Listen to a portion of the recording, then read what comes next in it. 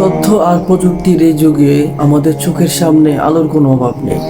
সত্য জ্বলজ্বল করছে, কানের কাছে রোজ ভালো কথার আওয়াজ আসছে।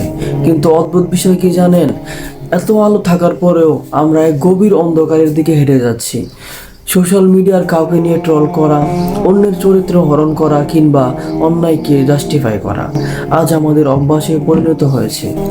কখনো কি ভেবে দেখেছেন, এই করতে করতে আমাদের ভেতরের মানুষটা কখন মরে গেছে? আমাদের অজান্তেই কখন আমাদের বিবেকটার উপর একটা সিল মেরে দেওয়া হয়েছে। আজ থেকে 1400 বছর আগে মহাগ্রন্থ আল কুরআনে সূরা বাকারার 7 নম্বর আয়াতে আল্লাহ সুবহানাহু ওয়া তাআলা এই মানসিকতার মানুষদের কথাই বলেছেন। আল্লাহ তাআলা বলছেন, খতামাল্লাহু আলা কুলুবিহিম ওয়া আলা সামইহিম ওয়া আলা আবসারিহিম গিশাওয়া ওয়া লাহুম আযাবুন আযীম। অর্থাৎ আল্লাহ তাদের অন্তঃকরণ ও তাদের কানসমূহে সিল মেরে দিয়েছেন, আর তাদের চোখগুলোর উপর রয়েছে পর্দা এবং তাদের জন্য রয়েছে মহাশাস্তি।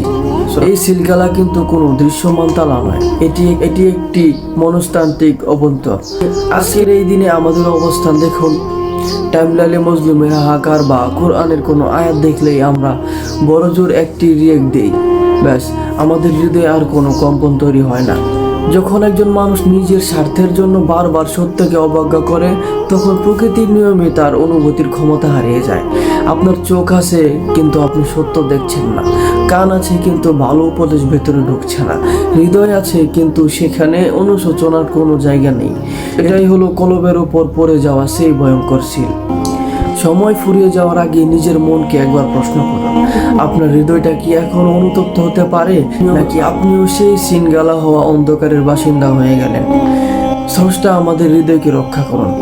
ভিডিওটি শেয়ার করে অন্য কেউ ভাবার সুযোগ করে দিন। ভালো থাকবেন। আসসালামু আলাইকুম ওয়া রাহমাতুল্লাহ।